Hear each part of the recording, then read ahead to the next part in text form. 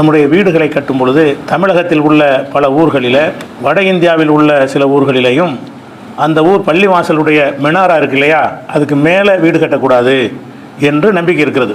சில கிராமங்களில் கட்டாயமான சட்டமே இருக்குது, ஜமாத்து கட்டுப்பாடு இருக்குது. வீடு கட்டுவதாக இருந்தால் பள்ளிவாசலுக்கு மேலே வீடு கட்டினாங்கன்னா ஊரை விட்டு நீக்கிடுவாங்க, நடவடிக்கை எடுப்பாங்க. இஸ்லாமிய அடிப்படையில் சரிதானா?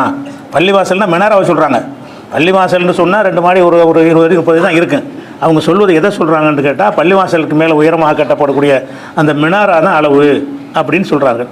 அப்போ முதல்ல இதை விளங்கிக் கொள்வதாக இருந்தால், இந்த பள்ளிவாசலுக்கு மினாரா கட்டுவது இஸ்லாத்தில் உள்ளதா? மினாரா கட்டுற வழக்கமே பின்னாடி ஏற்பட்டது.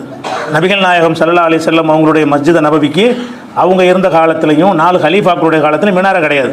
ஹிஜ்ரி 88 தான் உமர் இப்னு அப்துல் அசீஸ் அவர் கவர்னராக இருக்கும் பொழுது, வலீத் என்பவர் அதிபராக இருக்கிறார் ஹலீஃபாவாக. உமர் இப்னு அப்துல் அசீஸ் மதீனாவுடைய கவர்னராக நியமிக்கப்பட்டிருந்தார்.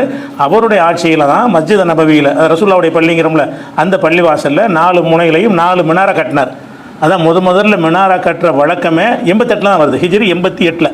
அதாவது நபிகள் நாயகம் ஸல்லல்லாஹு அலைஹி வஸல்லம் மரணித்து ஒரு 78 ஆண்டுகளுக்கு பிறகு தான் இந்த மினாரா கட்டுற வழக்கமே வந்திருக்கிறது. அதை தொடர்ந்து பல ஊர்கள்லையும் என்ன செஞ்சாங்கன்னா, உமையாக்களுடைய ஆட்சியில் கட்டப்படுற பள்ளிவாசல்னால் ஒரு உயரமாக இருக்கட்டுமே என்று கட்டினார்கள்.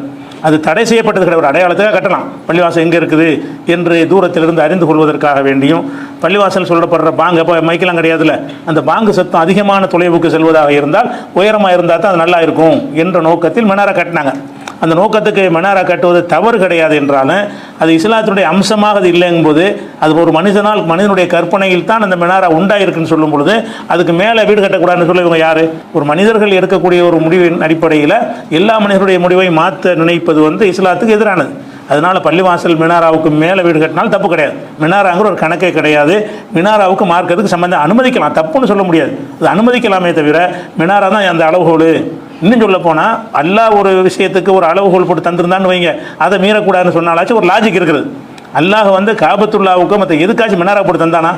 இத்தனை அடியில் இருக்கணும்னு உயரத்தை போட்டு தந்தானா? மனிதர்கள் தான் இதை முடிவு செய்கிறோம். பள்ளிவாசலுடைய உயரத்தை முடிவு செய்வதும் மனிதர்கள் தான் செய்கிறமே தவிர, அதனுடைய மினாராக்களை முடிவு செய்வதும் மனிதர்கள் தான் செய்கிறமே தவிர, அல்லாஹ் நமக்கு என்ன செய்யலை, ஒரு அளவு குறித்து தரவில்லை. மினாராவுடைய உயரமோ பள்ளிவாசலுடைய உயரமோ வீடுகளுடைய உயரமோ சொல்லவே இல்லை. அதனால் எந்த ஒரு மாதிரியான கட்டிடத்தை உயரமாக வேண்டாம் கட்டலாம்.